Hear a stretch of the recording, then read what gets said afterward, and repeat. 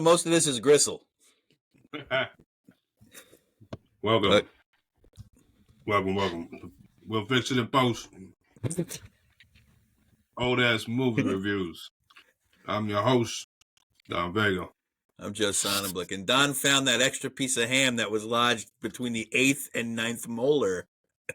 That wasn't in there before. Winner, chicken dinner. That's funny. Well, folks. You know what month it is? It's January. January. And what we're doing is it's our inaugural January Jumble. This show won't last a year, so it doesn't even make Yes, it will. Yes, it will. Yes, it will. We won't see next year. That's your fault. January Jumble. So what we did was, if you follow us on Instagram, please do at Old Ass Movie Reviews. Right? I think so. I think it might be. Pod. Show. Reviews. Old Ass Movie Pod. Okay, that makes more sense. OLD. ASS. Movie Pod. You know how to spell. It'll pop up here somewhere on the screen. No, it won't. We haven't figured out that capability yet. We don't have that budget. We haven't unlocked that. Yeah, that requires a business class membership. We are not business people. We need an agent or a producer or something. How do we do that? We need to pay somebody else. Is that what we're doing? I guess so. Oh, okay. I don't know. Okay. Anyway. I'm not sure. Who knows anything? This guy got bright ideas. Anyway. So we did a January Jumble, and what that consists of, we stuck some dates, places, genres, and subgenres into hats. Wrote them on little pieces of paper. We took them out of hats, and we found movies that corroborate with those selections. They correlate. Both. Corroborate is when you turn state's evidence.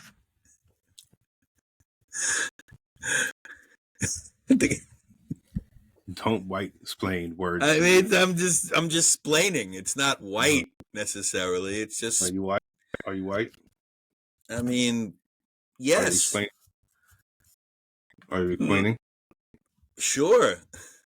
So it's white explaining. Moving on. First movie we came up with. Not gonna tell you. Second movie. Wait a minute. You have a problem. Because we're gonna try to circle back to that. Hopefully, we can get around to it. So we'll just hold on to that one. Keep it. Put a pin in it. The first. If you watched the Instagram live, which none of you did, it's called Cordal de Oro, which is gold. Smart guy. Something gold. Golden dance, golden arm, golden eyes. I don't know. Gold cord. The gold cord. The gold cord. Oh, that explains the gold cord. Oh, cord of gold. Oh, there was a gold cord in the movie? No shit. Well, it was a Star of David throughout the movie. Yeah. Yeah. Cool.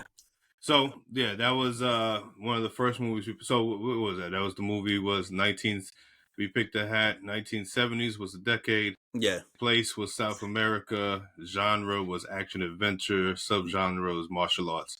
And we landed on a Brazilian capoeira movie. And 1976, Cordal de Oro. Yeah. But when we looked it up on YouTube, at first, I thought it had English translation. Oh, yeah. And is that the royal way? Is that you black-splaining to me that it's the royal way? And then when I went to go watch it, turns out not very good translation. Well, there is no translation. Not very good. Somewhere in this world. I'll find it eventually because I'm very interested in watching it. But I'm not going to sit there and watch a movie where I have no fucking idea what they're saying. I just can't do that. And to the movie's defense, it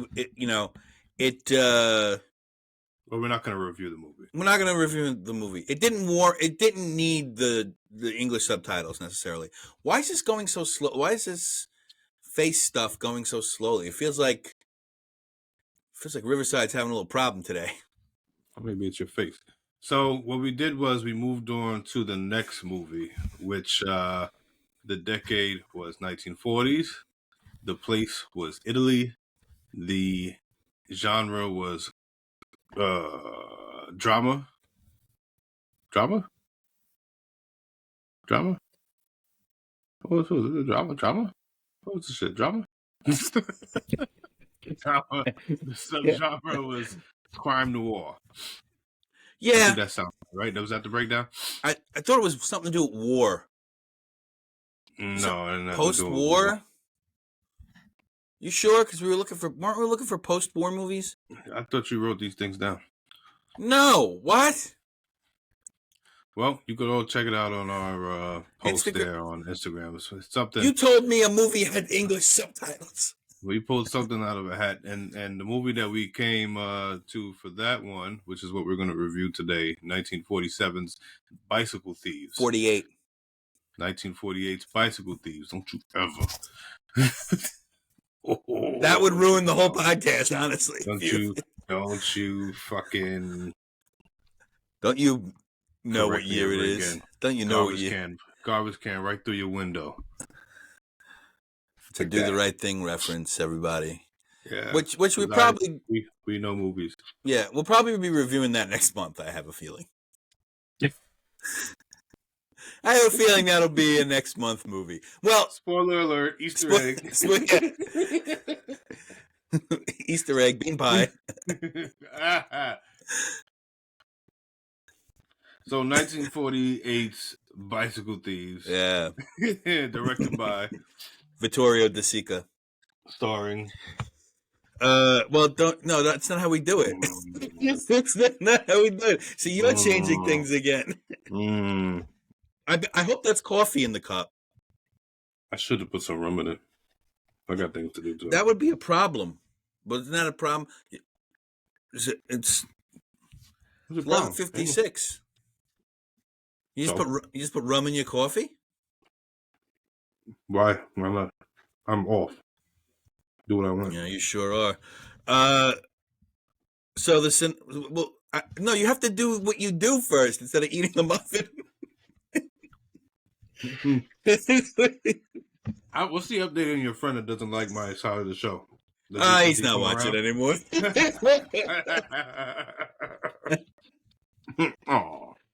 No, I'm sure he's gonna watch. I don't know. So sad. And now Linda's in. Well, yes. At least we're gonna be have views on all of our videos because Linda's in Australia now, and she's gonna be watching stuff that she hasn't watched, which is like 5 of them. Cool. Starring. No. No. This is what you want to do? Okay. Antonio was Lamberto Maggiorani. Bruno was Enzo Stellata. Maria was Leonela Carell. Charitable Lady was Elena Altieri, even though I don't know who the Charitable Lady is. Probably the seer? Yeah. And Biocchio was Gino Saltamarenda. Yep. There you go. 1948. Let's take a look back in time. What was going on in 1948? Pretty big year in the globe. Indian pacifist and leader Mahatma Gandhi is murdered. What murder? Another interesting thing happened in 1948. What do you think that is, Joe? If I had to guess, since you're coming to me, I would say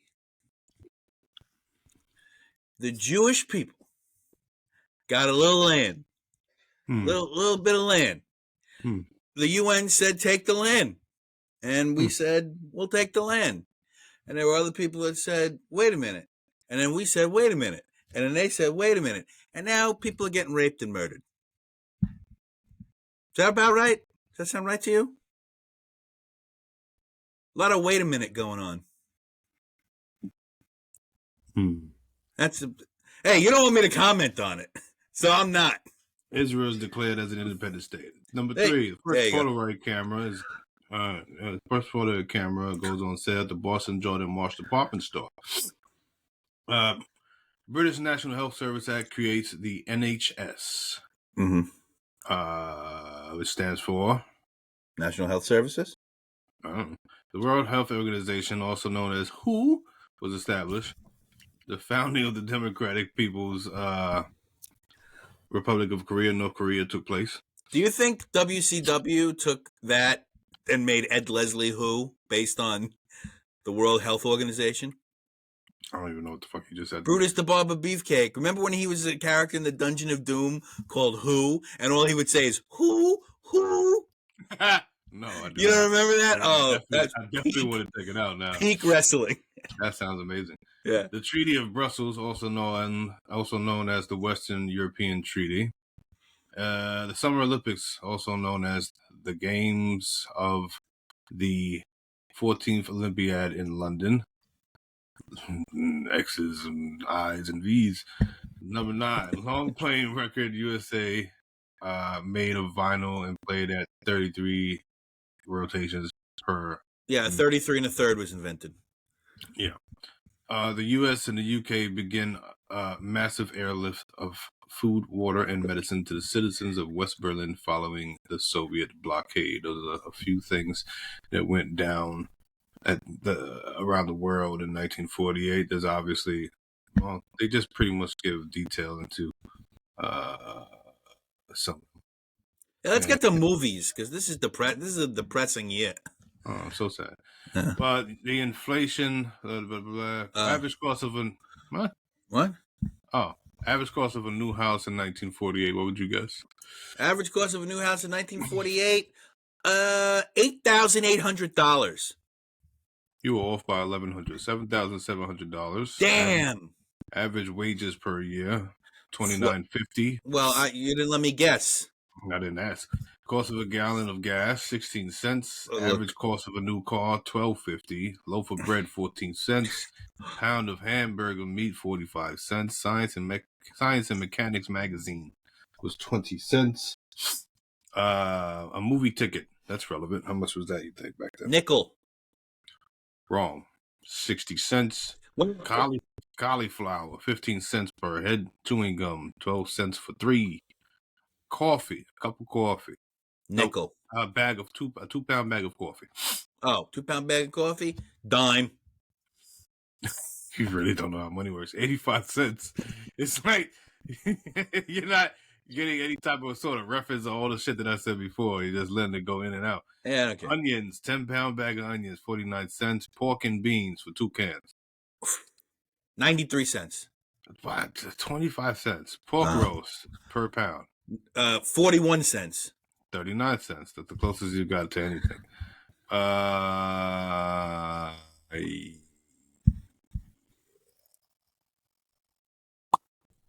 That's it on that. There were no Super Bowls, so I can't tell you who won the Super Bowl. Let's see what else we have here. NASCAR holds its first race for modified stock cars at Daytona Beach. Everybody go left. Yeah. Apartheid begins in South Africa. National Party of Dutch Afrikaners begins the policy of apartheid. Everybody go right. Summer Olympics are held in London, England. The Winter Olympics are held in St. Moritz, Switzerland.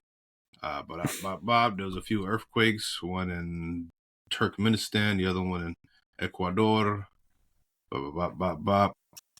Burma gains independence. Soviet blockade. West polio. India attacks Pakistan. That happened. We saw that. Marshall Plan. The Foreign Assistance Act has agreed to provide more than $13 billion in aid to war-torn Europe between 1948 and 1951. How nice. British Railways, nationalization of UK Railways to form British Railways. And that's... Who's this? Who's that? Mary Leakey. MIT? Mary Douglas Leakey. Archaeologist Mary Douglas Leakey made her very first important fossil discovery in October while digging on Russian Island in Kenya. Digging on Rusinga Island in Kenya with her husband Louis Leakey, Mary discovered the jaws and skull of a possible human ancestor, Proconsul africanus. The fossil was determined to be between 18 and 25 million years old and was more closely related to modern monkeys and apes than to modern humans. Okay, so she found a monkey skull. Congratulations. Czechoslovakia becomes communist. That happened also. We did North Korea. We did that. We did that. Anyway. What else you got? Movies of 1948. I got two sites here. It's not one has it ranked as best movies of 1948. This is flickchart.com. Flickchart opinion. They got it's not like the other times that we tell you guys the list what is like grossing and stuff. That's not on that website for whatever reason. So we're just going to give you a brief idea of the type of movies that were out in this year. This is also, even though we are reviewing a foreign film, this is obviously going to be more American leaning film. So we have here number 1, The Red Shoes. Rossellini. The Red Shoes. Who directed it? Directed by Michael Powell, Emmerich Pressburger. Starring Moira Shearer, Anton Walbrook, Maurice Goring, Robert Helpman, Esmond Knight. English based film. on 19th century literature. Yada, yada, yada. Yada, yada, yada. No description of the film? Oh, okay. Fuck me. Boom. This is a fantastic website that I like the chart. It doesn't tell you. It's not even a synopsis here. Well, you're supposed to know. I mean, it's just for people that watch films. I like Flickchart. It doesn't make any sense. What do you mean? Keep going. Wait, what happened with this thing? Go back. What thing? What? This fucking this list is a dickhead. Number 2, funny enough, is Bicycle Thieves, which is the film that we are reviewing. And Joe said all the information of that in the beginning, at least who's starring and who directed. I said nothing about it. You said who's directed and you said who's starring. Okay, that's fair. You did it. You dummy. I did. The Treasure of Sierra Madre, 1948, starring Humphrey Bogart, Walter Huston, Tim Holt. Looks like it was directed by John Huston? Huston, if you say so. Sounds like Huston to me. Well, it's John. Well, his daughter's Angelica Huston, not Huston. I don't care. I don't care. Number 4, Rope, Alfred Hitchcock, starring James Stewart, John Dahl, Farley Granger, based on a true story. My favorite Hitchcock movie. Yeah. Number 5, Key Largo, directed by John Huston, starring Lauren Bacall, Lionel Barrymore. Is that related to the Drew Barrymore? That is. That's her grandpappy. Yeah, right. Claire Trevor, crime thriller. Very good movie. Number 6, Red River. Wow. Where that came from, the Red River? Holy shit. Number 6, Red River, directed by Howard Hawks, Arthur Rosen, starring John Wayne, Montgomery Clift, Joanne Drew. Number 7, A Letter from an Unknown Woman. Max Ophulis was a director, starring Joan Fontaine, Louis Jordan, Maddie Christians. Never saw that. Costume romance, drama, melodrama. Number 8, Drunken Angel. Kurosawa, starring Takashi Shimura, Tishiro Mifune, Reisaberto Yamamoto. Yeah. Number 9, The Naked City. Jules Bresson? Jules Dassin. Yeah. Dassin. Yeah. Starring Barry Fitzgerald, Howard Duff, Dorothy Hart. Crime drama. Number 10, That's very good. Abbott and Costello Meet Frankenstein. One of the great comedies of all time. Yeah, Bud Abbott, Luke Costello, Lon Chaney Jr. comedy horror. So good. What is this going up to? How far are we going here? All right, well, it goes to 20. We could do it. Knock it to 20. Number 11, Fort Apache. Never saw Fort Apache. John Ford, starring John Wayne, Henry Fonda, Shirley Temple. I don't like John Wayne. Yeah, not a great guy. No. Number 12, Unfaithfully Yours, directed by Preston Sturges, starring Linda Darnell, Rex Harrison, Kurt Kruger. Never Number saw 13, The Fallen Idol, directed by Carol Reed, starring Ralph Richardson, Michelle Morgan, Sonia Dresdel. 14, Hamlet, directed by Laurence Olivier, starring Laurence Olivier, Olivier. Sidney. Laurence Olivier. Yeah, sure. Laurence Olivier. The letters are real small on this. I don't know how to make them bigger. How do I do that? I don't know. I don't know. Basil Sidney Norman Wooland. 15, They Live by Night. Nicholas Ray, starring Howard Da Silva, J.C. Flippin, Kathy O'Donnell, crime drama. Mm-hmm. Number 16, Easter Parade, directed by Charles Walters, starring Judy Garland, Peter Lawford, Fred Astaire. Number 17, Oliver Twist, directed by David Lean, starring Alec Guinness, Robert Newton, K. Walsh. Yeah. 18, Mr. Blandings Builds His Dream House, directed by H.C. Potter, starring Cary Grant, Myrna Loy, Melvin Douglas. Number 19, Germany, Year Zero, directed by Roberto Rossellini, starring Edmund Moschk, Ernst Pitzschau, Ingertrude Heinz. Number 20, Call Northside 777, directed by Henry Hathaway, starring James Stewart, Richard Conte, Lee J. Cobb. Yeah. A lot of great movies that year. A lot of great movies that year. Yeah.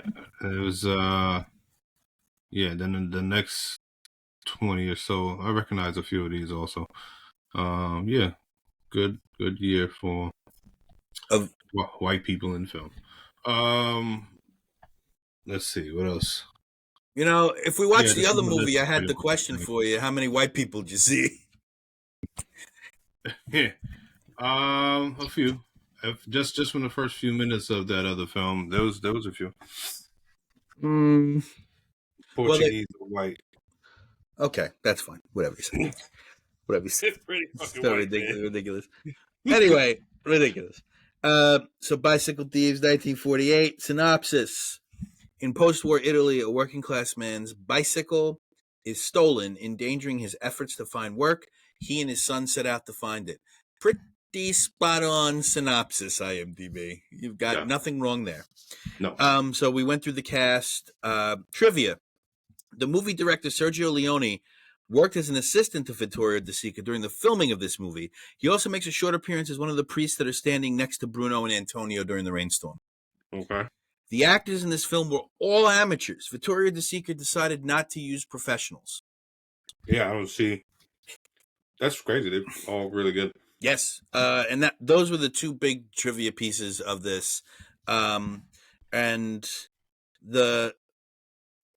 there was one about the rain that I was going to put in, but then didn't because it just didn't work. But we'll talk about the rain in this movie. It was artificial rain. Yeah, but we'll talk about it because it's what he does to make it look real is unbelievable. All right. So the film, handheld open of a bus in Italy, men all looking for work. Ricci gets a day job putting up posters. Ricci's Antonio. Everybody just Antonio doesn't have his bicycle and he can't work, says he'll find a bike. A little wedding procession. I don't know if you noticed this. Did you notice that little wedding procession of children going by? Like there was like a guy with a little kid with a cane and a top hat, and they were holding this little girl's supposed to be veil, I guess. I don't think I noticed that. Oh, it was great. So a little wedding procession of children goes by, the present and the future, neo-realism. Antonio curses the day he was born, which is the very next thing right after the little wedding. Yeah, he's a pretty depressed guy. Yeah. De Sica, heavy on light and shadow. Hold on, before we move forward. Yeah, go ahead. All the gentlemen at the employment office, basically, right? That's basically where everybody was. I was cracking up at, why can't I get this even? Why? No. It's the hard-hitting stuff people are tuned it in for. There it is. That's even. Well, now, okay. I'm having a stroke. I know. So the sarcasm off the rip of these Italian dudes crack me the fuck up. I know some actual Italians from Italy, and they are they're pretty dark comedy, and they're everything's fucking sarcastic. Oh. So they call Richie specifically for that job. I don't recall why they said that they specifically called that guy out, right? Because he has a bicycle. Yeah, I guess somebody remembered he has a bike. But I'm sure a lot of those people had a bike. Yeah. Anyway. But they weren't. Anyway. Yeah. One of the guys in the crowd was like, oh, so fuck me then. Huh? Yeah, what am I supposed to do? I'm supposed to rot? No. They said I'm supposed to rot? You're right. I'm supposed to rot? Yeah, he said, I'll just rot here. No, that's cool. Cool. It's fine. Yeah, very good. No problem. Good for you. Happy for you. Yeah. Fuck you. Yeah. Fangool. Essentially. So I said De Sica very heavy on light and shadow in this movie. Very, very heavy on light and shadow. Mm-hmm. And especially throughout the house, throughout their home, very heavy on light and shadow. Where the bed is dark. Did you notice that? Yeah, not a lot of lights. 1948, not a lot of running electricity, I would imagine, in Italy at this time. They had it, but it's not like, not they're broke. So like a couple lights. Maria is selling sheets for money. That's wild. That's a little wild scene. He comes home, just to give it context, right? Mm-hmm. He comes home with like half good, half bad news, basically. Yeah. I got a job and I have a bike. Sorry. Yeah. He was like, I gotta figure out how to get a bike. And she's like, you stupid fuck, did you do? Why'd you sell the bike? Because he pawned it, as it turns out. And he's like, yeah, well, you were hungry, right? What the fuck was I supposed to do? Mm-hmm. She just starts tearing up the bed, rolling up the sheets, throwing them in the bag. We don't need this. We don't need sheets. We don't need sheets. Fuck it. But she's like doing it. It's not one of those tropes of a supportive wife thing. It's like this fucking dick. Here we go. She's like, put the fucking sheets in the goddamn. No. I don't need sheets. Fuck it. Fuck it. And she packs them up and they go to the pawn shop. She wets them to make them heavier. Did you notice that? I thought she was just basically cleaning them up. I figured, is that what it was? But she did both. She cleaned them up, but also it's by pound and sheet. Okay. So she wet them to make them heavier. With the money he gets from the sheets, Antonio buys back his bicycle. Did you notice the next guy was selling binoculars? Yeah. I wonder what that's for. Like, I know he needs money, of course, but like, what was he using to see through those binoculars for? I wondered that. That's just me. Well, no, because the last part of this film takes place near the soccer pitch, the stadium. Mm-hmm. Maybe he was doing it from that, and there's that's just a. It could be a bird watching. Or maybe he's seen everything in his life because he was pretty old. Okay. Don, you want to watch films? Oh, okay. You want to watch films, Don? Okay. It's 1948. Maybe they're German binoculars. That's not bad. I don't know. Obviously, it's not bad. Fucking. Momentary joy between Maria and Antonio. Then a shutter is closed on her as she tries to look into a man's world. Did you notice that? So when he gets all the stuff from the job and he gets everything, she wants to look in and see what's going on, but it's like it closes on her, and it's all men in there. Yeah. These women come after Antonio's wife goes upstairs to see the one who sees, a psychic or a soothsayer. I like that. The one who sees. I'm going to see the one who sees. I like that line. She's presumably, from the character's Ricky's viewpoint, a scam artist. Well, yeah. Well, because it's bullshit. Maybe. Right. Antonio asks the kids to watch his bike, which, if you just got a bike back, if you just look, and you know where you live in Rome post-war, everybody's broke. Why would you? But I do like that they were gambling next to his bike with the rocks. I like that very much. That was very funny. All the women, including Maria, are there to see the one who sees, and then Antonio disapproves. Antonio, what? I said I forgot I took notes. Oh, good. I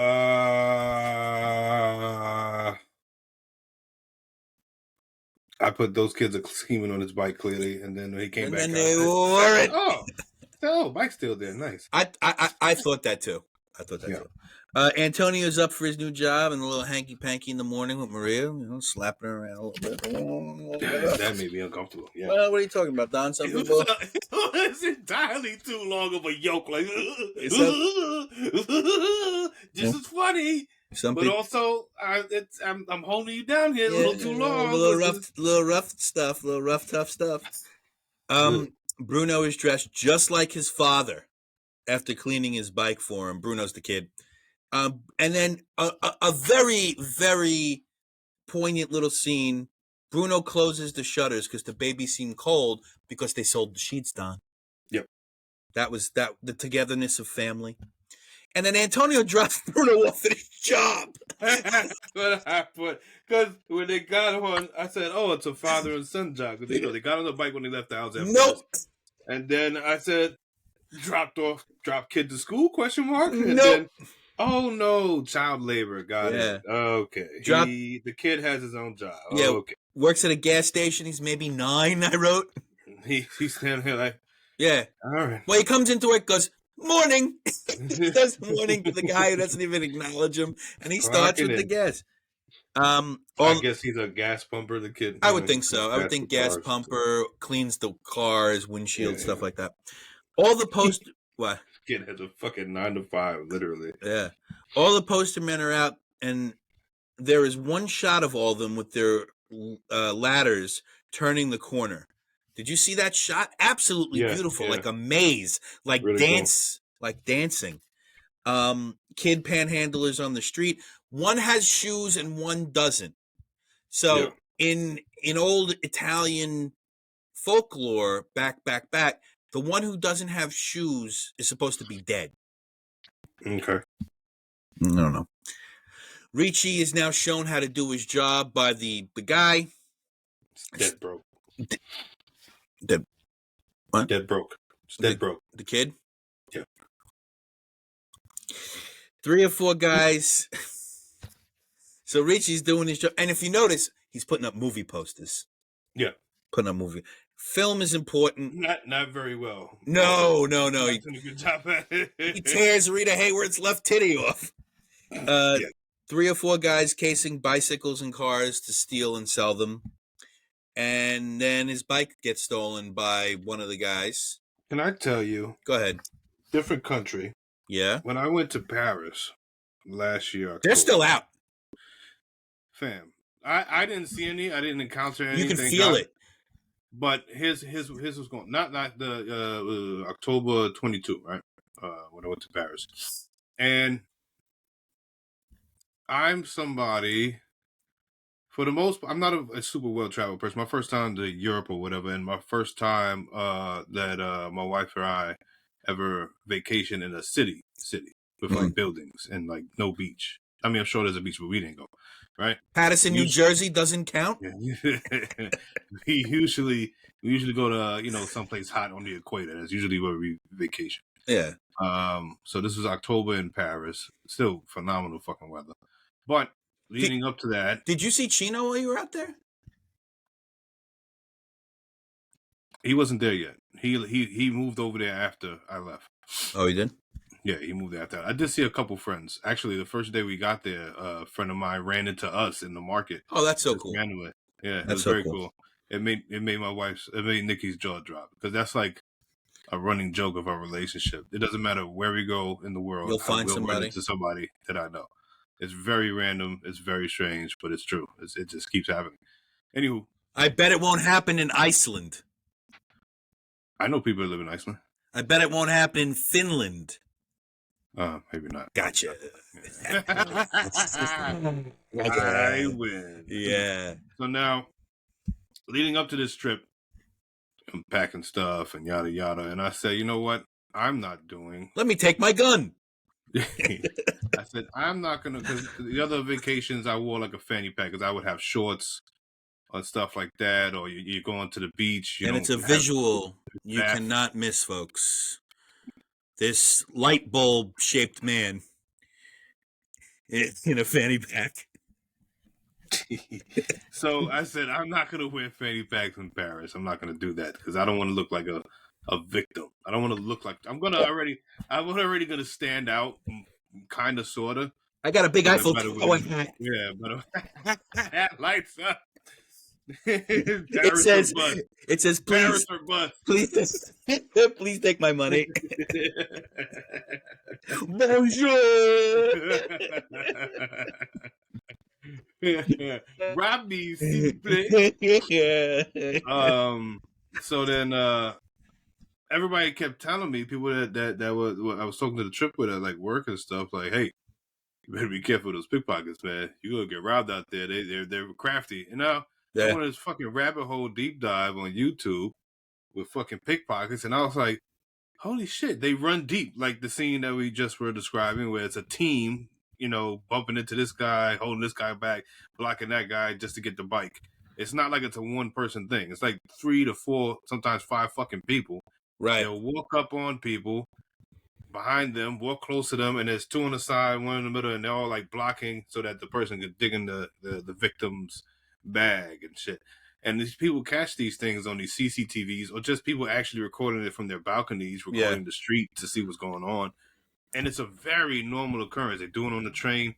And like, I am from several different places in Brooklyn, one of them being Brownsville, the other one being Crown Heights. I know what it's like. I know what stick-up moves are. Mm-hmm. I understand that. I understand give me your fucking money, keep it moving. I understand that, and I respect it in some sense. Yeah, to be pickpocketed, you're a bitch. That you're a bitch. You look like a complete fucking idiot from a mile away. Yeah, big bitch, yeah. You look like a fool. And that is so much more personally disrespectful and hurtful than just a stick up, give me your money. You know what I'm saying? I know people who live in France and in Rome, or who went to visit France and Rome, I should say, more so. They kept their money in their socks. Yeah, which is a pretty crafty move. I put my wallet in my front pocket for the most part. That's pretty much what I did. I always keep my wallet in my front pocket, so nobody's. I'm a backpacker guy. See, that's you're asking for trouble. Even here, or you just talking about travel? I also feel like when you're walking, depending on your pants and your jeans and what you're wearing, there's a good chance that motherfucker could just come right out of the back pocket. You don't know about gravity. Okay. You don't know? I don't know what's wrong with your pockets, man. Well, I got a flat ass. It's flat, you see, and it's like a Melba toast, right? With a crease, and the pocket will shoot straight up, and then it's just this for me, Yeah. No, I never felt unsafe I didn't go to France. I never felt unsafe in Rome. I haven't been yet, but there was only one point in time that I actually felt unsafe in Paris.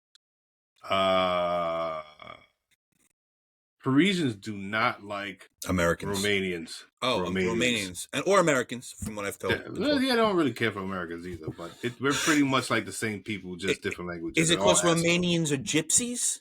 Like, yeah, they don't care for the gypsies. Yeah, they don't care. And those are who are blamed for those pickpocketing things most of the time. They be like, it's the Romanians, it's the gypsies, but it's not that stuff. I don't know. They all look the same to me. Just looks like European people. Probably racist. It's probably racist. Meh. What are you gonna do? I made nothing. I don't care. Listen, I'm flabbergasted that it's groups of just you can't tell who these people are. They just look like regular ass fucking people. You know what I'm saying? They look very just basic looking people. You know what I'm saying? They wear basic clothes. It's not like they look shabby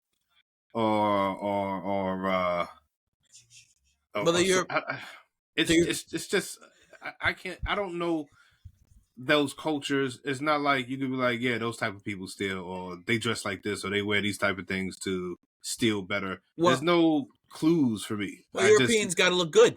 I just know that I don't want anybody fucking next to me. But anyway, feeling uncomfortable and feeling unsafe. We went we were trying to go to this African cultural center that was about a 15-minute walk from us, right? There's a lot of African culture in Paris. Skip it! I'd rather go to the bread store. Jesus Christ. I'm kidding. I would go. I would go. I would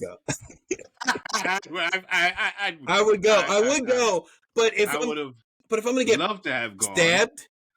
No, it had nothing to do with Africans. No, I didn't say that had anything to do with Africans. But if it's in a shady part of town, is it in a shady part of town? Yeah, a shady Romanian part of town. I can't do anything about. I didn't specify the culture. We got 2 blocks away, and we're walking across the street. And this particular day, I was still dressing pretty standoutish, I guess, but not too loudly. I'm not a loud, colorful dresser, but I wear the jewelry and shit like that. I don't wear bright colors. It's not like I'm wearing like a fucking I'm not like a peacock out here, but I do wear stuff. Well, maybe not the clothing. I mean, you do wear a lot of creams and those types of colors, but your jewelry stands you out. Stands out. Yeah. But even that, aside from having 10 rings on, I think I only had maybe like 4 necklaces on that day. That's it. That's it. Aside from the jewelry store I carry on my hands. So I'm walking across the street with Nikki, and you can see the neighborhood changing as you leave. Because where we were staying was the 10th district, which is akin to like a Greenwich Village, if you will, but like the rich Greenwich Village, not like the nasty parts. Greenwich Village got some gross parts. I like Greenwich Village. I do too. I always have. I like both parts. Yeah, I bet. What? All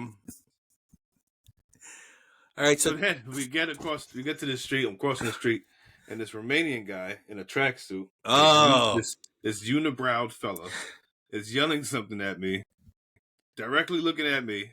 He goes, French, French, French. French, French, French. French, French, French. French, French, French. French, French, French. And I'm like, I know what that means. He's saying, I got that sour. I got that sour.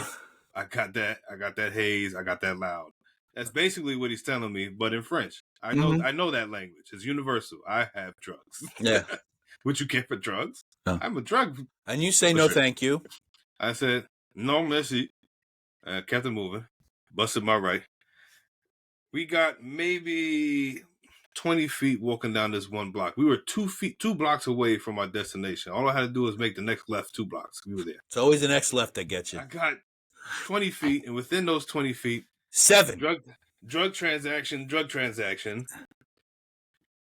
Somebody stashes a bag of pills behind a garbage can. Somebody else comes and grabs those bag of pills from behind the garbage can. Drug transaction. And not like weed. It's like pills. Fucking fist bags of pills. Okay. So it's X probably. And this back and forth, swish, swash, swoosh. And I said, we're out of here. Wow. I got the fuck out of there. I busted the next right and went back to where the fuck we came from. Wow. I said, I've seen plenty of drug transactions, but not in like a fucking movie sequence type of way like that was. That was just a bit much, even for me. Sounds like you're a pussy. It's a lot of pills, a lot of hairy dudes in tracksuits. I didn't care for it. I mean, take out the hair and the pills, and you have Brooklyn. No. Yeah. What do you mean? You've never seen Hand to Hands, 8 Balls? You never seen it? I mean, yes, but not since I was in my 20s. I'm not in those environments. Was that 7 anymore. years? Thank you. You're sweet. You are 36. Early 20s is what I mean. All right. I don't even know where we were. We are at Richie starts doing crack. I missed that. Antonio's showing how to do his job. I need to do a crack. This is racist. This is now racist. Now, I'm very sad. I need to do drugs. See now, like things I say and things you say. They need to be held to the same standard. It can't be. They have to be. I am the oppressed. You're the oppressor. That's how You that can't works. be oppressed with ham shooting out of your mouth. I'm punching up. Well, I mean, the only thing going up is your fucking cholesterol. That's true. Yeah. 3 or 4 guys casing bicycles, steal them. Ricci's bike is stolen. Had you been pickpocketed? Yeah. What would that? I think I'd beat the shit out of somebody. I don't think my ego can handle that. I wouldn't be happy about it. I don't think my ego can handle it. I know I wouldn't be happy about it for sure. Now, It's too much. I also wouldn't carry, like, if I'm in a foreign country, I would not carry too much of their money around. No, it's not necessary, especially when it's like a city like Paris. That's what everybody gets caught. What are we doing? Yeah. I'd be pretty mad. I didn't let anybody get very close to me at any point in time. I was very aware of my surroundings and but I'm like that naturally. I don't let anybody in my space naturally. Well, I also know my thing is I don't like people walking parallel to me. No. At all. Like if I see you out of the corner of my eye and you're walking the same paces as me, I'm either going to slow down or speed up. And if you start doing the same thing with me, we're talking now. Because I know what you're doing. That's walking behind me is something different. I can feel you. Generally, I feel people behind me. Linda doesn't have that skill. Does not, blissfully unaware of people. She's on. I am never on my phone on the street, and if I am, it's like this, and that's it. Yeah. I cannot walk in this city especially. The only other place where I was like, damn, your poverty is different than our poverty and your anger is different than our anger is New Orleans. That is another world. A whole nother world. Because they bust guns for no reason. No reason. And the drugs are different. It's not weed out there, Don. It's not weed in New Orleans. It's crack. Yeah, I mean, you must have been to the really, really fucked up part. Yeah, I was in the 4th Ward, St. Anthony Street. Oh, man. Anybody named after a saint in New Orleans, big problem. Okay. So he gets robbed. Yeah, one of the lookout guys steers Antonio the wrong way through the Why would you listen to somebody? I wouldn't be listening to anybody. Especially in this moment. Oh, I saw him. No, you didn't. Everybody's a crook. Yeah, his bike's officially gone. And then there's this great little scene of desperation as he walks back to this ladder. And it seems like he's a small man in a giant city, doesn't it? Really, really good camera work there. Slams the wallpaper paste and brush down. And then when he goes to the cops, he said, the cop goes, sure, I'll take the whole mobile unit to look for your bike. And I wrote cops are and were dicks at any place at any time in the history of cinema. It really is. And it's like when you add in the Italian sarcasm and just the general fuck you attitude of everybody to everybody. And the cop is eventually like, bye. Goodbye. Get the fuck out of here. Well, the fuck goodbye. He says it to him like 3 times. And then Antonio tries cutting in line for the bus home. Great little scene there. And he's everybody just, you motherfucker. You motherfucker. That's how I feel when I'm coming back from Aqueduct after I lose. I get on the bus. There's all these motherfuckers. Meets up with Bruno. And he's late to meet him up. And now they have to walk home. And they are completely immersed in darkness, even though it's still light out. It was very cool. That one shot where it's still light and they're just in the dark. Very cool little scene shot. Antonio has to go out, look for the bike. His livelihood depends on it. And now he finds a meeting of the communists in the underground tunnels, which I thought was really cool, which I think is also, I don't know De Sica's politics. I'm not sure. But I would think that's his, like, this is how Mussolini got started sort of situation. Because the way the communist is talking and the way Antonio just speaks and the communist is like, shut the fuck up. while I'm talking. I feel like that and then he goes to the other side of the tunnels and sees the whimsy of this play being rehearsed, this musical number happening. He meets Baiocchio, and this one moment in the film probably influenced Federico Fellini's entire career, because Fellini, master of whimsy, master La Strada, 8.5. That probably influenced his entire career. And just as a precursor, if we do review any Fellini films, I do not like Federico Fellini. I am not a fan. I think Federico Fellini is a fan of you. Well, he's dead. Well, and Baiocchio is going to be the larger-than-life character who aids the common man, and he lets Antonio Maria know that he will do what he can to find the bike. Trolley the next morning into central Rome, all the street sweepers and dustpan men out in unison, very operatic. That was the way they're sweeping the streets, very operatic.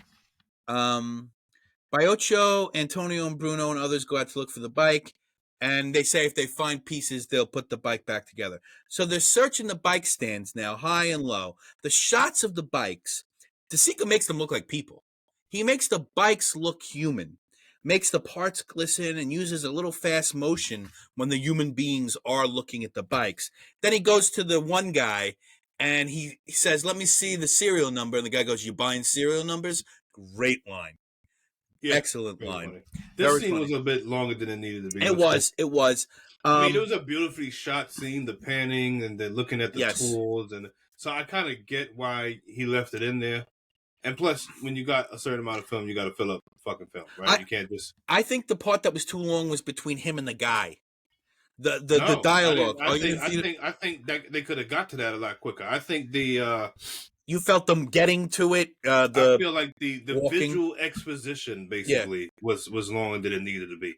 The handlebar scene, the knob scene, the tie, like all of that, and then what the fuck was that creepo trying to do? Well, hold on, I'm getting there. I got a joke for that, Don. Hold on. Damn. Who the fuck invited Woody Allen to this goddamn bike shop? That's better than my joke. That's better than my joke. Of course it is. I've had enough of you. And then the cop looks at the bike, and Antonio doesn't trust the cop to tell him the truth. And Antonio says, Sensible. It is. Antonio has a great line. "It's not a matter of trust. A man who has been robbed has the right to look." That is a great line. And then I said, the guy in the fedora wanted to buy Bruno a bell. That's a little Epstein Island action going on over there, Don. Yeah, my joke's better. Much better. Woody Allen. Good. And then the guy in the truck, keep it moving. The guy in the truck, great line, which is totally not true for De Sica. "Movies bore me. I just don't like going." Great line. Right before he kills a guy, right before he nearly runs over a pedestrian, he says, "Movies bore me. I just don't like going." The rain, and this is the part I was talking about with the rain.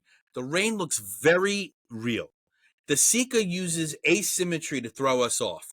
You notice how stairs, sideways, buildings.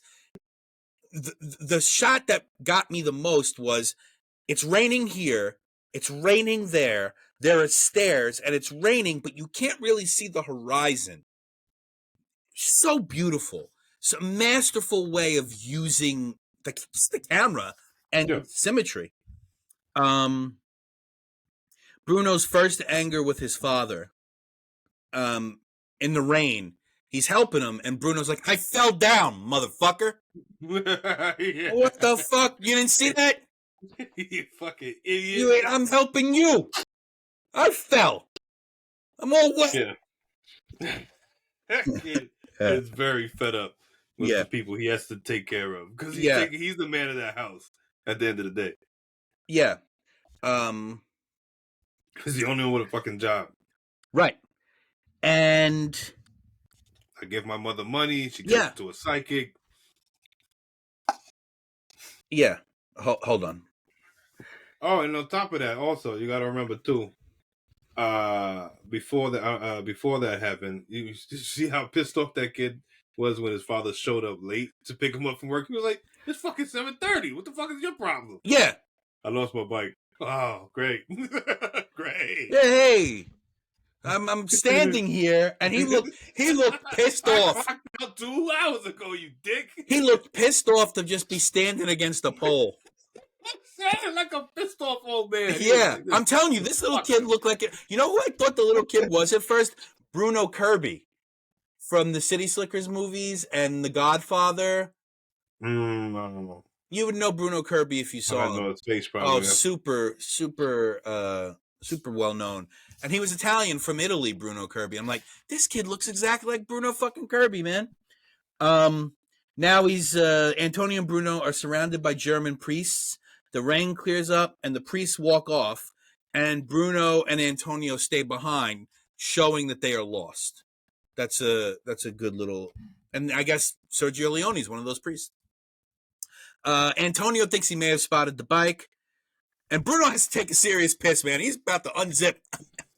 That was so funny. This little, like, I better hold it to work. Come on. Something you don't know anything about, you bum. Since you were late picking me up over here, that was very funny.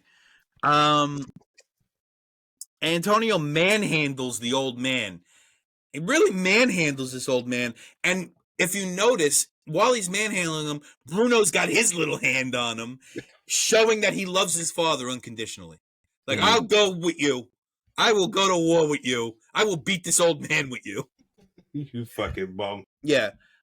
They're in a church now. Priests are giving haircuts to the old men and paupers of the town. And it seems to be a mass for the destitute, doesn't it? Yeah, it's a homeless shelter. Yeah. I don't know if it's a homeless shelter. Homeless, you know, it's a we'll feed kitchen, you. It's a we'll feed you, kitchen, but get out of here afterwards. You know? Yeah. The soup kitchen. Yeah. Antonio's so desperate in this moment, he has to bother this man at church, and he's trying to bribe him. And then he lets Antonio know that this is essentially one of his neighbors, not too far away from where he lives, because he says the name of the place, and that is where he lives, pretty much. Old man seems to have eluded them after they were accosted by a parishman. Bruno gets bonked on the head by the priest after opening the confessional. That was very funny. Even in the midst of the wild goose chase through the church, Bruno's still genuflex. He's still genuflex, showing tradition. Antonio hits Bruno in a fit of rage, and Bruno is done. Bruno is fucked up. It really affected him. Bruno's standing parallel to his father, staying far behind him. He doesn't know who his father's becoming. That was a really beautiful little scene. And then a kid is drowning in the river.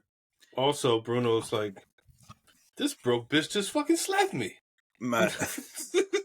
Did you just slap me? You poor? You poor? Put your poor hands on me. You put your poor paws on me. Yeah. I don't know if I was thinking of it that way, but that's what I was thinking. I'm sure I think he was less disappointed and more disgusted. Like, who the fuck do you think you are? Who do you think is going to pay for this bus fare? Yeah. I'm telling him. I work. Wait till we get home. Yeah. That's what he told you. He literally said, I'm telling Mom. Yeah. You'll see. Yeah. And it's not Bruno drowning in the river, but it could have been. And Bruno sits alone on the top of the steps, making his father come to him. You come to me, man. I got the money. Still won't let his father get close, and the stakes between them are moving. You know, you can feel the stakes moving between them. It's getting more dire for Antonio, Bruno's just like, I want to go to sleep. I don't want to do this anymore. And then they go into a restaurant. Antonio just says, hey, let's get drunk and forget about this. Gives his kid wine. And they're looked down upon in the restaurant. Yeah. Keep going. Bruno definitely feels out of place. Like, he doesn't like that kid, that little rich bastard. Look at him like, you broke bitch. You broke bitch. You smell like gasoline. Bruno can't use a knife and fork. Yeah. Doesn't know how to. The juxtaposition between him and the other kid is what gets him. Antonio makes it about money again, which worries Bruno. And he puts his sandwich down because he's like, oh, we don't have the money for this. And then he tells him to eat it. We do. We'll be fine. Well, you had something? I do. So did you say it. notice the Yes. band playing in the background? Yep. Did you Yep. read the lyrics? I did. Yeah. I did. It was So a racist little tune. no black people in this film. No. But yet and still, black people were mentioned in this film. Yes. I excuse me. wonder. Bless you. Bless you. Yeah. I wonder if they were also referring to the Sicilian, because we're in the north now. I wonder Yeah. if they're referring to Sicilians as well, because Sicilians and Northerners hate each other. Right. And Sicilians and Romans hate each other. Right. So I wonder if that was also part of it. But yeah, it's probably racist. So, man, I should have screenshotted the goddamn lyrics. What are we gonna say? That's somewhere towards the end of the movie, I can't believe it's a blacker boy, something like that. I can't. He was still a blacker boy, something like that. Something really. Yeah, it was not normal. We're gonna jump back to it. You can move on, but we're gonna jump back to it in a second. I'm gonna find it. Find the racism. Oh, it's there. I know. Antonio now explains after telling him, "Don't worry, how dire the situation is." Which is so wild. Like, hey, you just filled me up with wine and a sandwich, and now you're telling me we're fucked. So, okay. Now it is Antonio who goes to the one who sees, which is a little moment here, because he derided it at the beginning of the film. And Bruno, if you notice, Bruno's exactly like his father. He cuts in line, doesn't respect the rules, just like his father. And I wrote, I would not pay that old bitch for either you'll find it right away or you won't at all. Wait, you gotta let me talk. No, you gotta let me talk. We're gonna get demonetized. You think so? Yes. You don't have money. I know the line.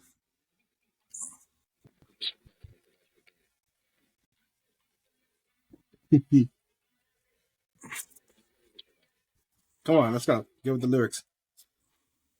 Here we go.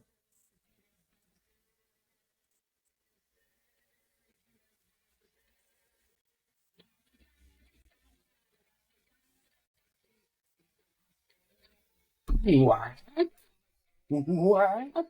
That's racist. It is. It is. Got him. I mean, got him. You didn't get me. Do anything for me. This was Joe's suggesting this movie, actually, so. So? Now we know why. I'd never seen it. Seemed like you were pretty familiar. Well, anyway. I'm familiar with Vittorio De Sica. I just never saw this one. Okay. Yeah, so Bruno, much like his father, cuts in line, doesn't respect the rules. And I would not pay that old bitch for either you'll find it right away or you won't find it at all. What? Great, thanks. What are you, kidding? You talked to Christ and that's what he said? Think he walked out of there more so, like you said, he's pretty much hit rock bottom at this point, right? Yeah. Beyond that, the fact that he's even going over there to deal with this lady in the first place speaks to that. And he left defeated, obviously. He was like, I'm losing my fucking mind. I don't even know why I came here. Yeah. Yeah, Then, yet and still, he happens to find... I don't know if he doesn't find it. He finds the kid. The kid. Now, I didn't commit this kid's face to memory. Was it actually the same kid from the beginning? Yeah. Okay. It wasn't just some random dude that he accused. It was the actual kid. Yeah. All right, so he finds the kid literally as soon as he walks out the fucking door. Yes. So, as it turns out, perhaps the seer does see seeing things. But no, I mean, that's a fortune cookie. That's a fortune cookie. Now, I think it's the power of coincidence. De Sica using the power of coincidence, not the seer actually seeing anything. We're in Rome here. We're right here. It just happened. I don't buy it.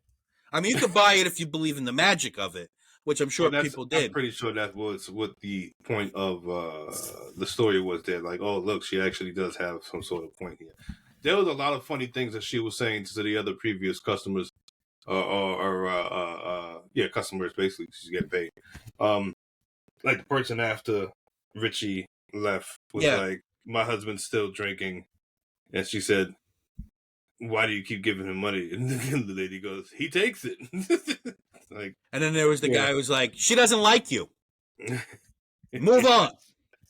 That was funny. Oh yeah, the guy before he even sat down, she told him, "You're ugly. Well, you're very, very ugly. Yeah, you are not a good-looking person." She said, "You might be a farmer. Like you might be a farmer, but the crops don't grow." Yeah, and he was like, "I don't understand." She goes, "You don't understand? No, I don't understand. You're ugly. Get the fuck out of here, Bafago." Yeah. Well, they found the guy who stole the bike for sure, and he's running away now. And then they break into a lady's borstal, and he finds the thief. Yeah. Thief. Well, he chased the kid into that place. Yeah. Yeah. Well, they still broke into it. Well, it seems as though the kid is familiar with the place. I don't think he broke. Well, yes, I'm talking about like how they got there. The kid ran into it, and he broke into it. Yeah. Thief is denying it, and now the whole town turns to him, attacking the boy. The whole town or the whole neighborhood's like, "You motherfucker! You motherfucker! Don't!" The thief is having a seizure, and a damn good one. That was a good seizure. I enjoyed that. Now, do you believe that seizure was fake or real? Absolutely fake. Everybody in that whole block is a bunch of thieves, as we'll find out from the police officer in the next scene. Yeah. Antonio has become an enemy of that particular neighborhood. Bruno, smart, goes to the cops because they would have killed his father. Yeah. So he's smart, goes and gets a cop. And I wrote, everyone seems to be losing their souls in this movie due to poverty, due to post-war poverty. It's pretty wild. They search the kid's house to see if the bicycle is there, and the mother is very funny. No bicycle under the bed. No bicycle here. No bicycle here. It's very funny. And then Antonio leaves without pressing charges, but makes sure to push every man in this. Every man gets pushed. Richie's no bitch. You can say that. He's no pussy. No, he's going to do it. He's going to go the whole way. And then as he turns the corner, he's the only one.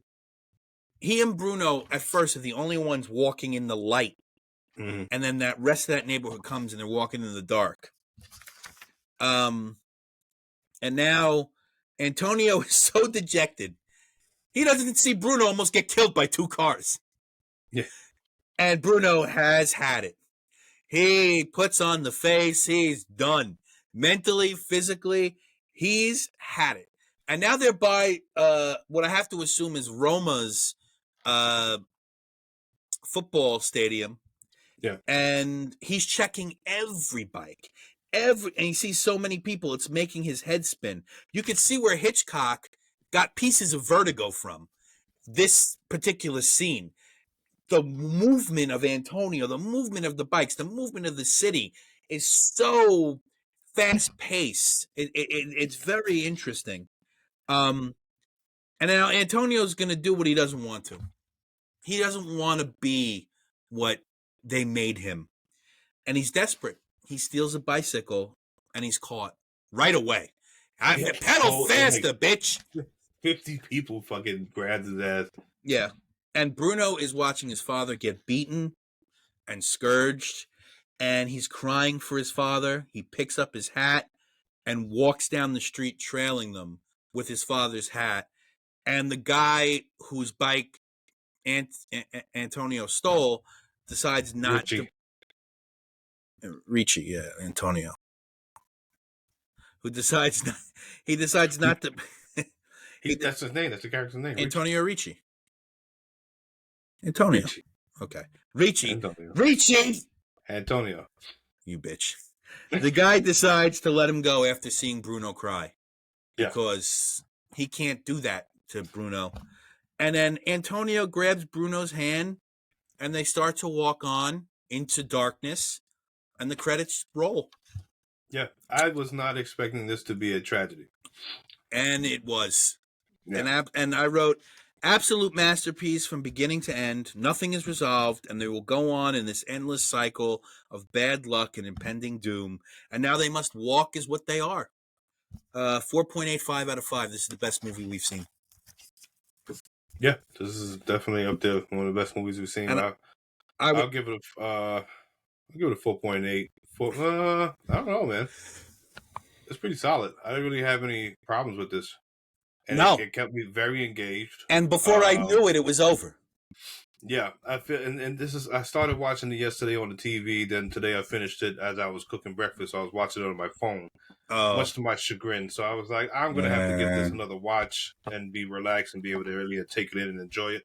But I was engaged. I couldn't look away. Yeah, if I had to look away to pour myself some coffee, I made sure to backtrack so I could look at the scene again. So it kept me fully engaged for sure. Yeah. Obviously, because I don't speak Italian, so yeah, gotta hear what's going on. But beautifully shot, beautifully acted, beautiful. The fact that all these people were amateur actors is really and the main character, the guy who played Antonio, struggled to find work after this. I wonder why. He seems to have a pretty classically handsome leading actor. Yeah, I agree with that, and I think this is considered one of the greatest films of all time. I mean, it's on everybody's list. I mean, I don't know that I would say it's on my top 10 or 20 or even 50, but it's a masterpiece. That's and good shit. It definitely needs 4.9 just to fuck you. I don't care. You do. I don't. Okay. What are we doing here? You did a recast? No. I did. Go ahead. Is this, come on, is this gonna be bad? Nope. Yes, obviously. I am going to recast it with the cast of John Witherspoon, Pursuit of Happiness, Will Smith and his son. Well, he'll be good at the slapping part. Damn it! You walked right in. Okay, I got one. I can do it sort of on the fly. Like, let's try to figure out a father. It's not two people. I'll give. Father and how son. about Willem Dafoe? No, he's. I mean, what? He's a great actor. I don't think his face ever reads. I don't get. It reads tragic. Father figure. It's tragic, sure, but not father figure. I've never seen him play a father role. You should see like You should see Tommaso. You should see Tommaso. Francis Ford Coppola. Okay. You should see that. I'm going Willem Dafoe because I think he could carry it off. I would somehow. I want Bruno to come back and be alive. I got a good one. Go ahead. John Barenthal. Even though, yeah. No. Yeah, he's great. No, he's got the emotional range. Just admit you want to sleep with John Barenthal.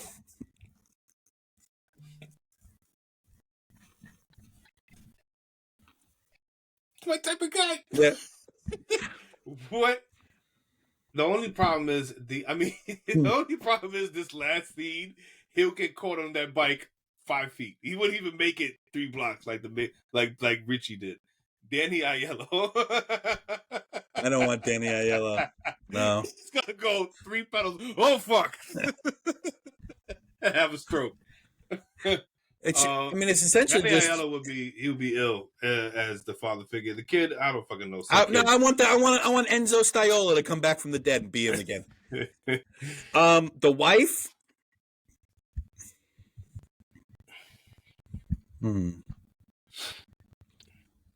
Hard. It's hard. The chick from King of Queens.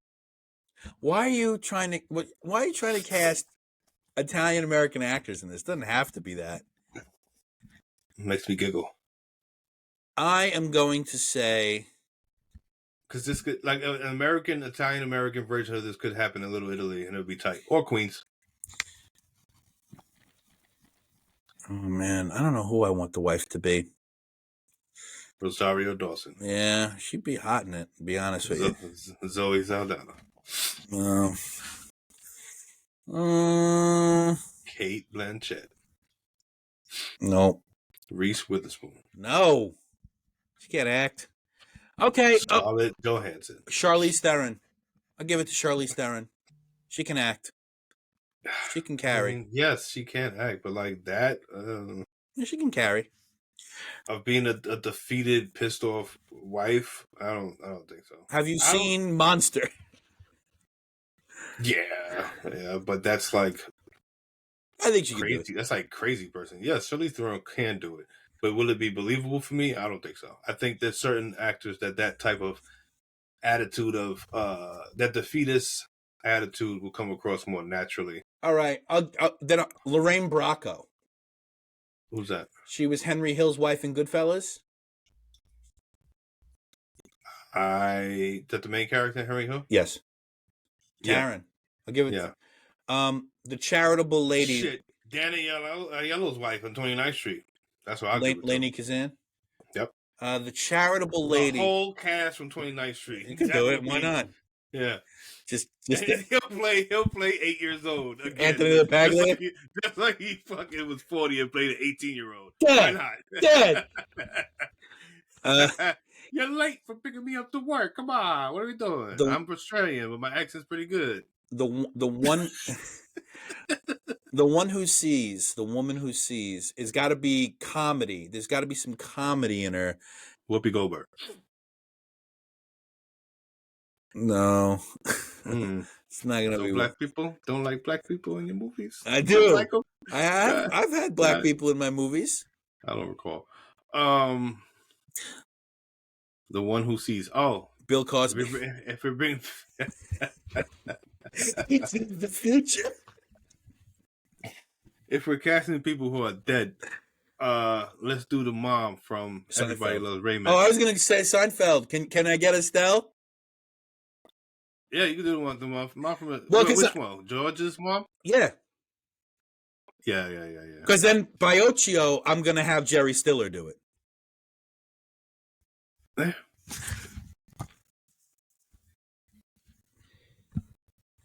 This movie could be a dark comedy with Ben Stiller. I mean, it is, and a kid. It is kind of a dark comedy. Oh, it's for sure a dark comedy. There's parts in here that you outright laughed. Yeah, I chuckled very hard at a few parts. There was several parts where I was like, "That's fucking hilarious." Well, because also the writing is so real. It's like they didn't write it. It's like they just told people to like, "What would you say if some asshole cut you in line?" Yeah, you fucking dick. Yeah, you cocksucker. You buying? Everybody just went with it. You buying serial numbers made me laugh so hard. This is very common, and this is, I think, multicultural. Yeah, it spans the globe. Street smart language, street smart lingo, or sarcasm. It felt like you could shoot this in New York in the 70s. Yeah. It felt modern. It felt modern, and it was a joy to watch. And like I said, I love De Sica. I've seen 2 of his other films, and this is the 3rd I've seen. I love De Sica. You know what's interesting for me is that where this is a foreign film in Italy, the pacing, like you said, it's natural. As compared now to the pacing of the way people talk in American films, i.e. fast pacing and, boom, boom, boom, and hit the lines, hit the marks, hit the lines. It's a complete polar opposite. Yeah. You know what I'm saying? It feels like a movie that could be made today. That's what it definitely I don't think I've watched a movie from that era, and I've watched a lot of movies from that era with this type of natural pacing. Didn't felt forced at all. Well, this could have been a fucking documentary. Just some dude getting followed around with a fucking camera. Well, I guess I've never. So next week's film is going to be Weekend by Jean-Luc Godard, and I love Jean-Luc Godard. I've never seen this film. I'm very excited to see this film. Yeah. I think if it's like any Jean-Luc Godard film, you'll find the same feeling in that. You'll feel that it can be made today. It's super impressive dialogue, and it's fast paced. Right. I think this is going to be more of neo-realism, more so than the Bicycle Thieves was, just based on what I know about Godard. And I mean, Godard and Truffaut started the French New Wave, and I think it's going to be very heavy because Godard was like mid-50s, late 50s. This is sort of his different period where he's working in color now, and this premise seems more whimsical. Weekend, so there probably is going to be some whimsy in it, as there is in all of Godard films. But I'm excited to see that, and I enjoyed this very much. This was great. Very This was great. great. I had a Very good time. great. And I do hope we circle back to Cordal de Oro because I don't have to watch it again. And We'll see what happens. I hope we find it. And then 2 weeks from now, we'll be doing a Cuban film called Strawberry and Chocolate. 1993. Also very excited to watch that. Fresa y chocolate. Right. That's what I said. And also... He said it in white. Yeah. Yeah. Yeah. We're going to be watching, as it turns out, foreign films this month. That happened. And I suggested Foreign Film January, so it all works out. I did. I wanted to watch foreign films this month. I hate that for me. Yeah. And we got to have Pete on and people on that we said we were going to have on. I think we should have Pete during Black History Month. That would entertain me. That would be so mostly. good. Yeah. That would be so funny. we should just watch something that will make him just very uncomfortable. Rough. Yeah. Just rough. Make him super uncomfortable. Let's we're not making a list. This is not the solid list, but what would be some movies that you were just looking ahead?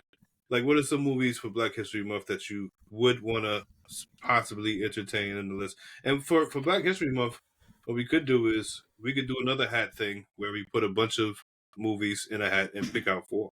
Yeah. I personally, especially since it's in the zeitgeist right now, I would love to watch The Color Purple. I don't think I've never watched it as an adult.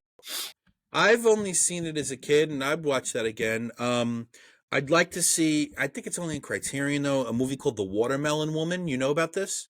I do. Yeah. I want to see that. I want to see Black Girl. I've never seen that. Black Girl I've seen. You've seen it? French film, yeah, right? I've never seen it. I've seen that a couple times. Very good. Good. Yeah. Of course, Do the Right Thing. Or we could do a deep cut Spike Lee. Do the Right Thing is a great film, but like we can do a deep cut Spike Lee. How deep is Do the Right Thing? Is not super his deep. First movie. So no, it's not. It's not his first movie. She's got to have it. She's got to have it. Yeah, but like his first mainstream movie is Do the Right Thing. No, his first mainstream movie, because after She Gotta Have It was. You're wrong. No, there's another movie before Do the Right Thing. The first movie was The Barbershop. Second was She's Gotta Have It. Third was Do the Right Thing. Okay. She's Gotta Have It's okay. I don't want to watch that again, honestly. It's okay. It's okay. It's okay. You know, I don't like Jungle Fever that much. I don't want to watch that. Don't remember seeing that. Mo Better Blues, I don't remember seeing either. We can watch Malcolm X. Yeah, fucking we'll long. We'll throw it in the hat. This is like I said. I think this throw it in the hat thing is pretty fun.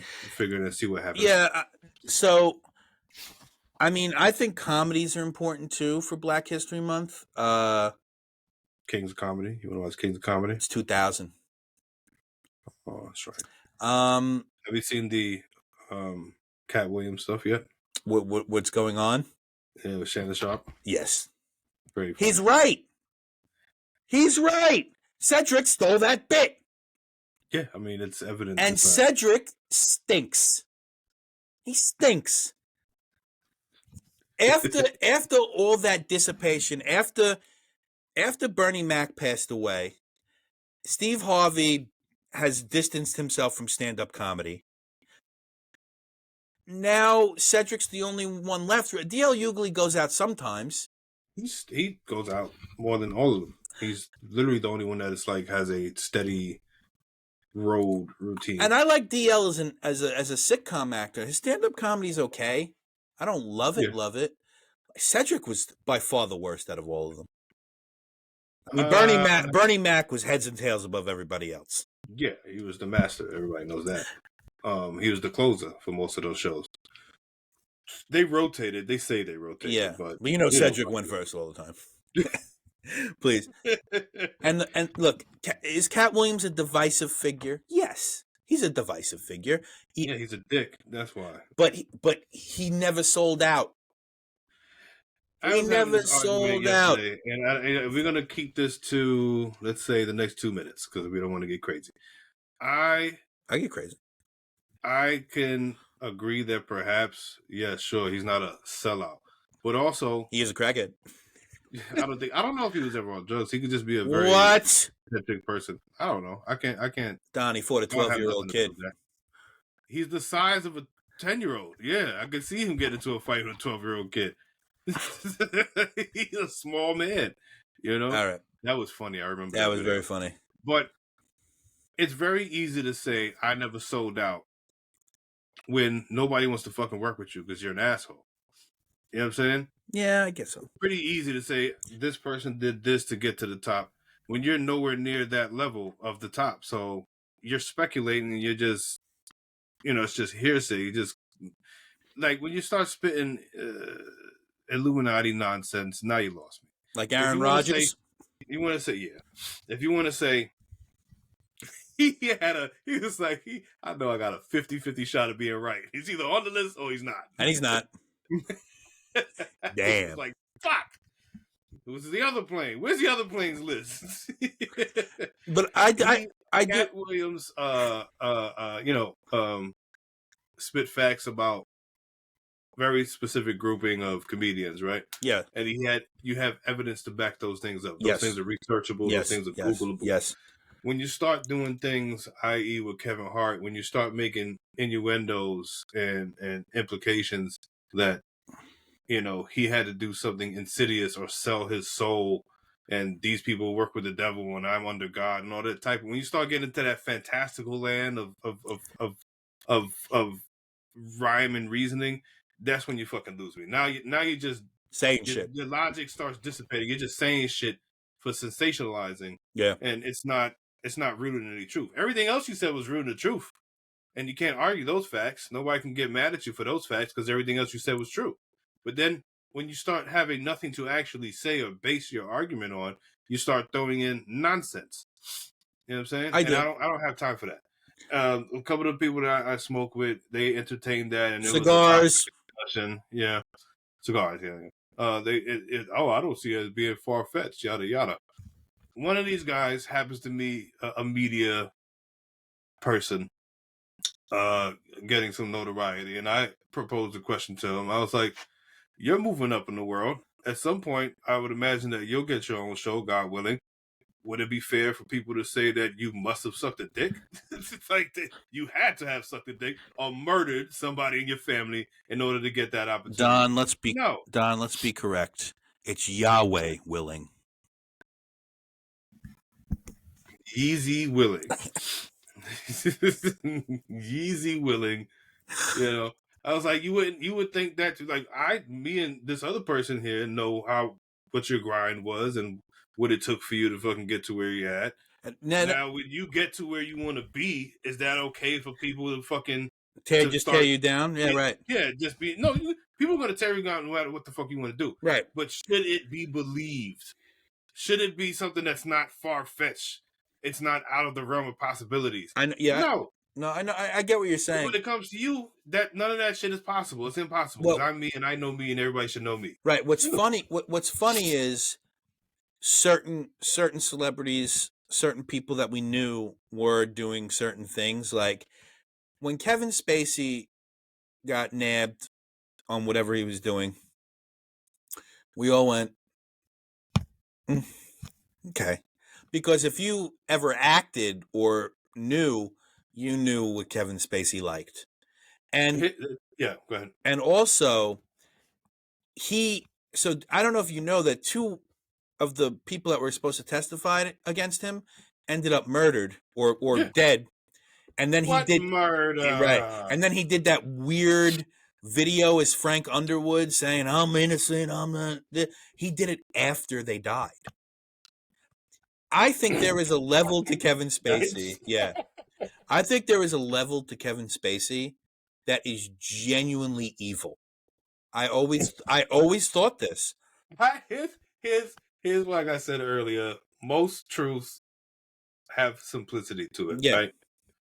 I don't know how those fucking people died or murdered or whatever no the one case knows. may be. No one knows. Right?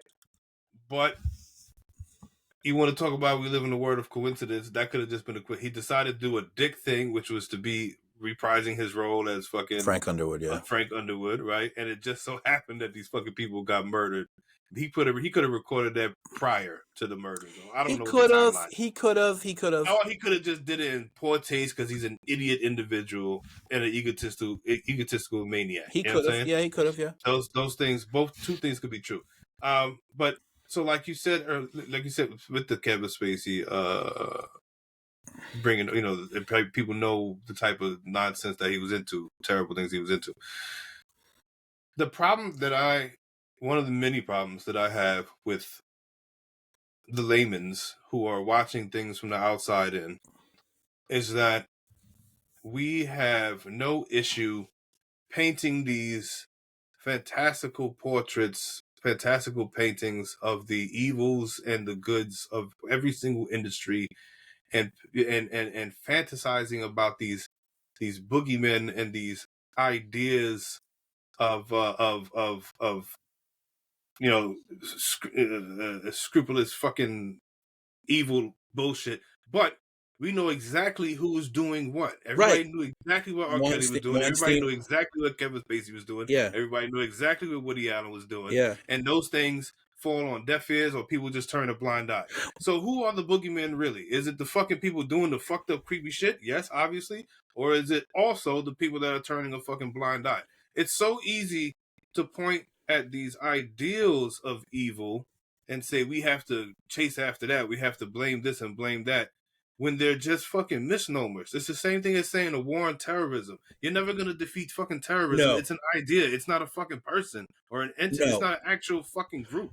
At the war on drugs, you're never going to defeat drugs. We are that doesn't make sense. We are complicit. Yeah. We are all complicit in it. And we have become a culture that fetishizes gotcha. Yeah. We have become a culture that fetishizes people's downfall. We don't care how they got up. We want to know how they're coming down. Mm-hmm. And it's sad because at least in the 40s and the 50s, there was modicums of respect, especially in the homosexual community. Most actors, their lives would be ruined. Their lives would be ruined. And people took that into account. And some people were like, hey, we won't. Now, bro, do you see how quick? What's the name of this? The dude that Majors, Jonathan Majors. Yeah. Okay. He's done. I don't think he's done. Oh, I do. He's gonna be on ice, but he's not done. I think he's gonna be so. He's done for a while. For the time being. Yeah, he's gonna be on ice, but he's not. He'll be back. Well, it's funny because unless he does it on his own, like we all know what happened with Louis C.K. He's supposed to be having a pretty big interview coming up soon, for what I understand. His first interview since after the trial. Well, that's pretty quick, actually. So that really depends on how he carries himself. How he carries himself and what he does with his ego. Well, we all remember what happened with Louis C.K., right? Mm-hmm. I was convinced it was over for Louis C.K. I really was. As it should have been. As it probably should have been, yes. But the studios didn't bring him back. He did it himself. Everything he did was out of his own pocket, touring again, getting back to stand-up. Now, we're on the Louis C.K. bandwagon again, it feels like. And there are guys like, I don't know, this is maybe too broad of a parallel. Lenny Bruce. We killed Lenny Bruce because he said fuck and cunt and dick and tits. We killed him. And then the cops took the picture with his naked dead body after he overdosed on heroin because we killed him. And now it seems like the old George Carlin routine is back, the illusion of choice. You don't have a choice. They're coming back, and you just have to deal with it. Like, Louis C.K., I liked Louis C.K. a lot. I did. I thought he was one of the great... I would have put him on my Mount Rushmore had he kept his career arc going. And now you see him, and it's just... He's a neutered dog. Yeah. It feels And I just think he should have just retired, personally. Yes, hang it up. You got enough money. You good. I think he should have just retired. Or produce. Yeah, or produce. Yeah, be in the shot. Direct. You direct stuff. I mean, you directed Pootie Tang. You know? If you do that, are you going to have the eyes on you? No. And that's what it's about for certain guys and gals. The eyes need to be on them at all times. Yeah. And Kevin Spacey can go back to theater. He's never going to be what he was in film, but he can go back to theater and be welcomed with open arms. I don't understand the double standard. I think black, white, purple, green, you beat a woman, you rape someone, you molest. Like, James Franco's going to be back. Another guy that shouldn't be back. He's going to be back. Even him, I don't see that as much. Because people, I think, realized that he was perhaps blown out of proportion more than he should have been in the first place. No, he wasn't done. You think he's great? What? You like James Franco? Oh, no. I thought you meant his crimes. No. I'm talking about his talent. Oh, he's awful. Yeah, he's unbelievably realized he is blown out of proportion more than they recall. They needed a James Dean for the time. Yeah, and he fit the bill the best, I guess. Mm-hmm. Do I think there's some talent there? Probably. I think there's some talent there, but he's like, and if you notice, Seth Rogen did the smart thing, distanced himself from James Franco. I'm sure they're still friends. I'm sure they're still friends, but he probably said, "Hey, I got to do this now." Yeah, no. Sometimes you gotta do what you gotta do. Yeah. I don't think I think Jonathan Majors is gonna be on ice for quite a little while, but he is somebody that I think. Well, even Cosby's coming back. Predicament. What does that mean? What does that mean? Yeah, he's out of jail, sure. But I mean, something. He's gonna do something. I got a feeling, yes. And you know who's not going to get on the stage again. That's over. And I got a feeling. I just have a feeling. I think I know where it's coming from too. Seinfeld. Seinfeld is going to do a one-on-one with Cosby. Seinfeld reveres Bill Cosby. Reveres him. He might have revered him at some point. Still does. I would hope. He said he will. He said he can. He does not separate. He separates the art from the artist. He's a fool. I can't listen to. I mean, first of all, I didn't really think Bill Cosby was that funny to begin with. That's just my opinion. I can't listen to him. I don't listen to R. Kelly anymore. You could still. I never cared for R. Kelly, but you could still. Sure, you could appreciate one's art. But to actually try to help this artist who is a fucking scumbag, that's a totally different thing. You know what I'm saying? It's one thing to be like, I still listen to Bill Cosby's old shit. It's still a big influence in my career, my comedy. But to say, now I'm going to work with this person is nuts. Well, I was watching, I forget what I was watching, and they were talking about Seinfeld as a person and as a comedian. He respects comedy more than he respects laws.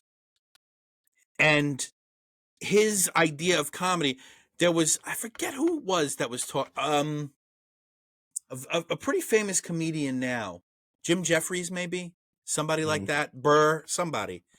And they were opening for Bill Cosby. And usually you wait till the house fills up for your opener to go on. And the house was like a quarter full. And it was 7:00, and Jerry Seinfeld goes, "Well, you should be getting out there." And the comic goes, "Well, the house isn't even a quarter full." And Jerry Seinfeld said, "That's why you're the opener." He respects the idea, the laws of comedy, more than he respects laws. I really believe that. I really do. He doesn't have much to lose, Jerry himself, because he doesn't actually produce or do that many projects. Well, he's also very sparingly about it, but I don't think he would risk whatever further career he plans on having. Oh, I think you would. On Oh, Bill Don, Cosby. Don, That's nuts. Don. I think you would. I really do. And you listen to him talk, and he talks about inclusion and all that, and his idea. And I agree to some point. It's a who wins business. Not everyone can be included. It's a who wins business. And I agree with that to a certain extent, but you can't be like Woody Allen, where you openly didn't write roles for women or black people. I mean, there were roles for women, but like you also can't. Oh, there were roles for women, all right. Well, you can't marry a stepdaughter. You Said can't. it. You can't. He agrees to disagree. He agrees to disagree. You can't. I don't know. He I did don't. it. I don't know. It's done. It's He's- done. He did it, and he's still doing it. He's still having sex with his stepdaughter. His It's wife. not a stepdaughter. This is adopted daughter. There is something wrong with that. Yeah. And you know he was diddling her. Yeah. There's a lot wrong with that. How come? And look, and I don't like Woody Allen. I never really got it. But why isn't he in jail? Why is he at Nick Games in a bucket hat? He still puts up on the jumbo screen. That's what's why. It's not like they could just ignore that he's there. They could. But no, they're going to put him on the jumbo screen. Well, he's been there for 50 fucking years, I guess. I mean, like, you can't ignore Spike. If Kevin Spacey shows up to a game, are they going to put him on the screen with his name, Kevin Spacey, under it? Is it a youth league game? All right. That's it, everybody. This has been We'll Fix It, but we'll leave it on a note. All the answer is just on it, like Kevin Spacey's pedophile, Woody Allen's pedophile, everybody's pedophiles. Yeah. See ya. Jeez.